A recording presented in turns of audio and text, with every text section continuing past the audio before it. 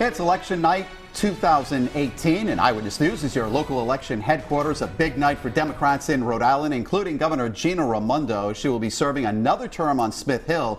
The polls are closed and the tallies are mostly in. Good evening. I'm Mike Montecalvo. And I'm Shannon Heggie. This election saw a hefty turnout for midterm elections. And here are the results of some of the biggest local races. As we mentioned, Governor Gina Raimondo will serve another 4 years at the Rhode Island State House. Jorge Elorza won a second term as Providence mayor. And Massachusetts Governor Charlie Baker holding on to his position as well. Several local mayors have been re-elected, including Mayor Joe Solomon in Warwick and Lisa Baldelli Hunt in Woonsocket. Eyewitness News has a team of reporters gathering results and post-election reaction for you tonight. And we'll continue our coverage into the morning. Now let's take a look at the gubernatorial race in Rhode Island. It's another 4 years with Governor Gina Raimondo on Smith Hill. The governor defeating Republican Alan Fung, the Republican turned independent Joe Trillo, and 3 other candidates. Eyewitness News reporter Steve Nielsen is live at Republican headquarters in Warwick. Tim White and Caroline Goggin are at Democratic headquarters in Providence. And we'll get to Steve and Caroline in just a bit, but first, here's Tim White with more on the gubernatorial race in Rhode Island. Tim? Mike and Shannon, what a difference 30 minutes makes. Not long ago, this place was hopping. I have a feeling the party hasn't quite ended. It's just moved on elsewhere. But the peak celebration came when Governor Gina Raimondo took the stage to give her acceptance speech. And look, party leaders credit their robust get-out-the-vote effort that boosted the governor's numbers and all the way down the ticket. It was important to the Raimondo administration to crack 50% of the vote. She stands at 52% right now. 4 years ago, keep in mind, she was only able to wrangle 41%. I asked her how important all that was going into her final 4 years, and here's what she had to say. Rhode Island was very clear, clear majority, so it feels wonderful. Remember, I was standing at the Biltmore with you 4 years ago. You won by 41%. I asked you, how difficult is it going to be to govern with 41%? If you're being honest, how much did you want to win above 50%? Right now, you're at 52%. Yeah, we did want to win above 50%. There's no doubt about it. We've done a lot the past 4 years, a complete change of the way business is done in Rhode Island. And so we were looking for validation from Rhode Islanders to this new approach. And they clearly said, keep doing what you're doing, Governor. Do more, do faster, do continue.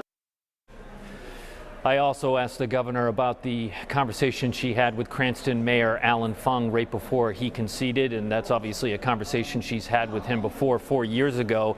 She said it was cordial and acknowledged these campaigns they certainly can be hard on the candidates, but she also said they can be hard on the candidates' families. So politics aside, that is something the two candidates can commiserate about now that the election and the negative ads are in the rearview mirror. For now, live at the Providence Biltmore, Tim White, Eyewitness News. Thank you, Tim. A tough loss for Cranston Mayor Alan Fung, who has now lost to the governor twice. Yep, and let's get to Steve Nielsen at the GOP headquarters, who spoke with Mayor Fung after his concession speech. Certainly a different atmosphere there tonight, Steve. Although both of the headquarters have emptied out earlier tonight, we saw what it was like there immediately after news broke that we had called the race with Governor Raimondo winning. Yeah, there was no big gasp moment here by any means, but you could just tell the enthusiasm had left the crowd, and now the crowd has left. Actually, just a few moments ago, some of the last people that were here were Stephen Frias and Mayor Alan Fung. They were sitting together at a table along with some of their supporters, sharing stories, just talking about this primary and how it's gone. And again, they have just left a few moments ago. There's no other way to say it. This was a rough night for the Rhode Island GOP party. They expected big things coming into this election, and they came up empty-handed. They lost seats in the General Assembly. Bob Flanders lost big to Sheldon Whitehouse, Alan Fung losing to Gina Raimondo, and Steve Frias, of course, losing to Speaker Mattiello. He conceded on the podium behind me just a short time ago. Mayor Fung reminded his supporters tonight, though, that while he won't be the governor, he will be the mayor, though, for the next 2 years in Cranston at least. He says he will continue to use his voice on statewide issues, telling his supporters that he will continue to be mayor, working hard. And the mayor said this is just simply a tough state for Republicans to win in. This is a blue state, and he told us about that as he joined me for a live interview on WPRI.com. We are in a very blue state, but I'm going to continue to fight the fight, on a lot of issues that are important to Rhode Islanders. I believe in what I believe in. I'm going to continue to be a voice, not only in Cranston, but for all of Rhode Island. For the tens of thousands of people that voted for you today, you didn't win. You're not their governor. What do you say to them tonight? No, thank you. You know, I'm so humbled to receive so many votes from so many people across Rhode Island that are just not happy with the way things are going. You know, and I'm just going to keep being a voice for them. And that blue state, Steve Fry has called the blue state a machine tonight, a machine he wasn't able to stop. Reporting live, I'm Steve Nielsen, Eyewitness News. Thank you, Steve. We spoke with independent gubernatorial candidate Joe Trillo after the race was called. Trillo tells us he's disappointed in the outcome, but says he's happy he ran and wouldn't have changed much about his campaign. I love this state, and I wanted to offer the people an opportunity to have an alternative. And I think that's what the campaign represented. But I do want to wish everybody else that was in the campaign, I want to wish them well, wish the governor well, wish Alan Fung well. Now, incumbent Mayor Jorge Elorza has been elected to a second term as mayor of Providence. Elorza defeated independent Diane Dee Whitman. Eyewitness News reporter Caroline Goggin is live at Democratic headquarters with reaction from both Elorza and Whitman. Caroline? Well, Senator Mike, Providence Mayor Jorge Elorza said in his victory speech tonight and in the interview we did with him moments after that he wants to make Providence the best mid-sized city in the country at the end of his next 4 years in office. So I asked him, how exactly do you do that? He said he believes the city of Providence is almost there, but it does have a few things to straighten out, including its finances, specifically the underfunded pension system. The mayor telling me tonight he will be going to the General Assembly this session to ask them to lease the Providence Water Supply Board.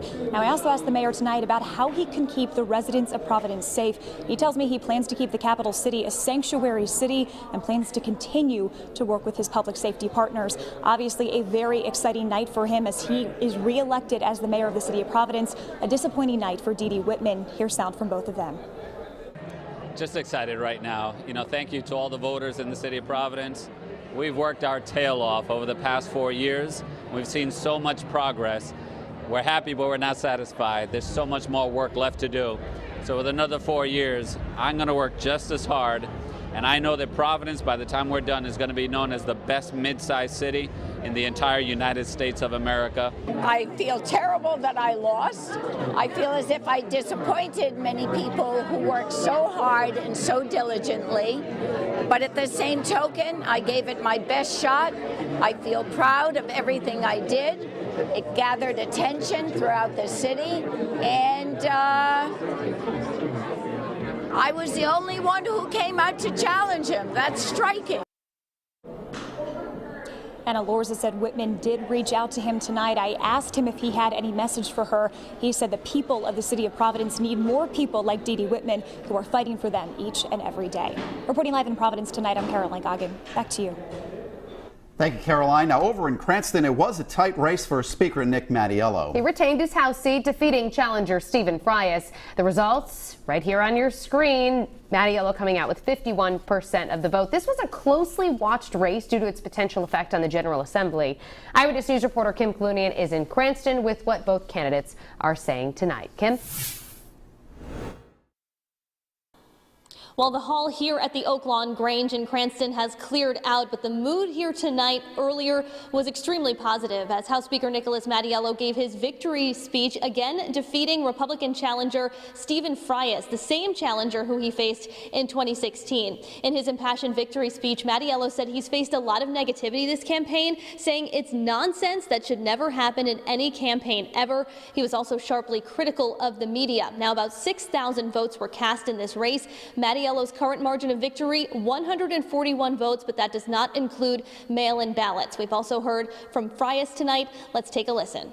I want to keep this positive, but despite the onslaught, the citizens of the District 15 in the city of Cranston recognize the good work that we are doing, and we were able to prevail. It's just very hard to run against a machine, and I am a one-man machine. That's a pretty big machine I was running against. I gave the voters a choice. They chose the status quo.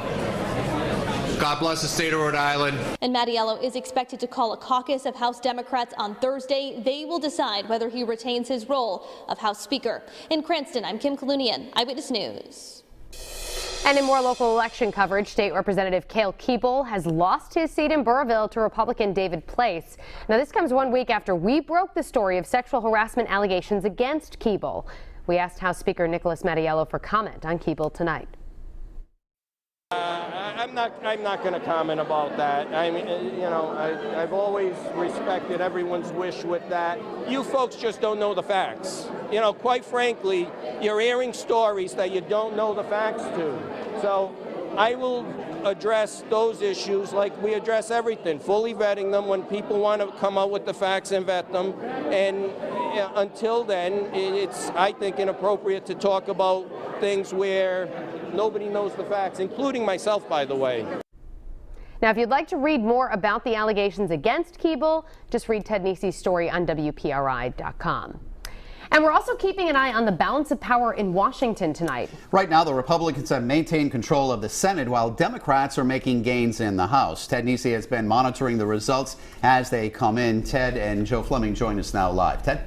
Well, it looks like the Democrats are safe to retake the U.S. House of Representatives. CBS News just projecting that Democrats will retake the House. That is significant, even if it's been predicted for a while. It means Democrats will have some power for the first time since President Trump took power. On the other hand, on the Senate side, the Republicans have actually strengthened, it looks like, their hold on the U.S. Senate. So we will have divided government in Washington come January, it now appears. Locally, Ted and Joe, is a big night for Democrats in the state of Rhode Island. They're celebrating tonight, but they've got to be thinking about already what's going to happen 4 years down the road. It's done in sports all the time. What happens next? Yeah, exactly, Mike. I mean, as Joe well knows, when the one election ends, everyone starts to jockey for position in the next one. And 2022 could be a very interesting year in Rhode Island 4 years from now, arguably more interesting than tonight turned out to be. Yeah, a lot of these statewide office holders who won tonight are term limited. They cannot run in 2022, so they have to run for something else. A lot of them, I think, are looking at the governorship. Also, keep in mind, we may only have one congressional district in 2022, so that's going to really change the landscape of Rhode Island. So a lot of these Democrats may be running for governor, and they're going to start very soon. Yeah, so I think that's going to be something to watch. And I think, of course, we're going to see how the State House looks next year with Speaker Mattiello. It appears coming back. Gina Raimondo as governor coming back. Senate President Ruggiero wasn't even opposed. So could look pretty similar come January up there. What do you guys have to say about the voter turnout? It was something that we were talking about the whole way leading up to tonight. And you've mentioned, Ted, that that's something to say about people who are for the president and people who are against the president, really driving people to the polls. Yeah, I think this voter turnout looks like one of the top three since 1970 for off-year elections in the state of Rhode Island. And I really believe Donald Trump has really pushed voters out in the state of Rhode Island, either for him or against him. I think we saw that tonight in the city of Providence. Gina Raimondo won by 24,000 votes, 8,000 votes more than she won by 4 years ago. So I think the Democrats really pushed the voters out based on Donald Trump. Yeah, and I tend to agree with that. I think Donald Trump had an effect all over the ballot. I think in places like Florida, you're seeing he might have helped in the end because he still has strength there. But in a blue state like Rhode Island, where his numbers are pretty weak, I think it was a detriment to the Republican ticket tonight. All right, thanks, guys. Nonetheless, nice to see such a big turnout of people just voting and exercising their right to vote. Ted Nesi and Joe Fleming, thanks as always for your analysis. And turning now to Massachusetts, so far no surprises in a couple of the big races there. Incumbent Governor Charlie Baker has defeated his Democratic challenger with 67% of the vote, Jay Gonzalez. And U.S. Senator Elizabeth Warren has been elected to another 6-year term after defeating Republican Jeff Deal, who was endorsed by Baker. And for more on the Massachusetts races, Eyewitness News reporter Steph Machado joins us now from the newsroom with more live coverage. Steph? Mike and Shannon, just a huge landslide for Governor Baker there. Not a surprise that he was easily reelected to a second term. He's often ranked one of the most popular governors in America, managing to get reelected in a deep blue state of Massachusetts, even as a Republican, because he's a moderate. He's critical of the leader of his party, President Donald Trump. And earlier tonight in his acceptance speech, Baker said he plans to focus on the opioid crisis, transportation, education, and climate change in his second term. The people of Massachusetts elected us 4 years ago to bring fiscal discipline, a reform-minded governing approach, and a commitment to bipartisanship to state government. And you know what? We've done that every single day.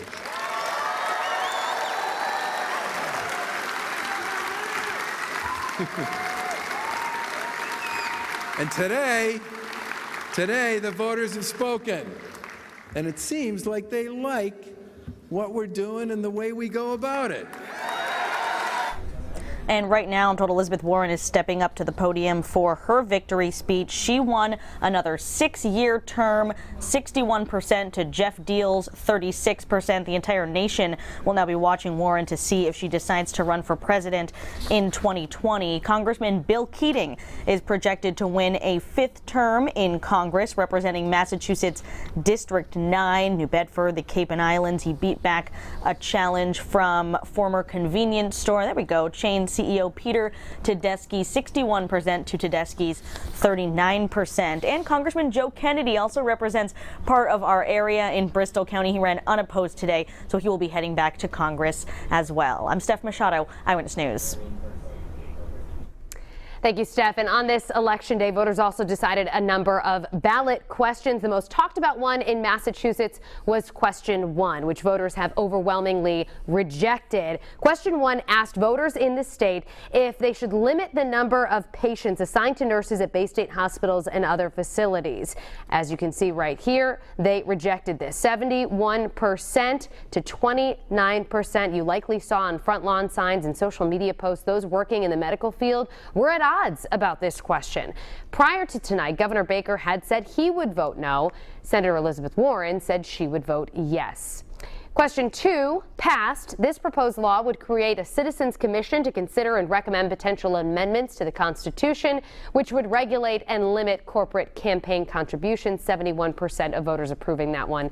And finally, question 3 in Massachusetts also passed. This upholds a so-called bathroom bill that was passed in 2016. It prohibits discrimination based on gender identity in a public place, meaning people could use the restroom that coincides with the gender they identify as, not their given gender. And in Rhode Island, residents voted to approve or reject 3 ballot questions. It was unanimous across the board. Question 1 won big, as you can see right here. This was the bond question to put $250 million towards the construction of new public schools and the renovation of existing schools in the Ocean State. Now, question 2 was also approve or reject a $70 million higher education bond. $45 million would go to the University of Rhode Island. Another $25 million would go to Rick. And that passed with 59% of the vote. Question 2 there. And question 3, which approves allocating more than $47 million for environmental and recreational purposes. Now, this money would go to dam safety, clean drinking water, and bikeway development program, and more.